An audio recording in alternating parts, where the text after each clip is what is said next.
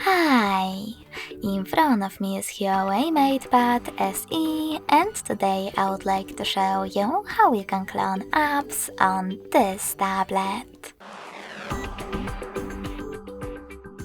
First of all, go into Settings.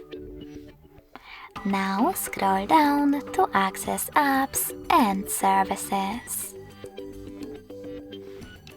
Finally, click on App Twin and tap on the switcher next to one of your apps that you wish to clone, in my case Snapchat.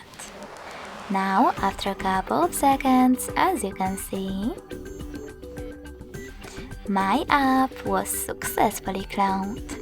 If you wish to delete it, go into exactly the same settings and tap on the blue switcher next to cloned app. Then confirm your choice in the pop-up. Thanks so much for watching. If you enjoyed this video, smash that like button, comment and subscribe. Bye!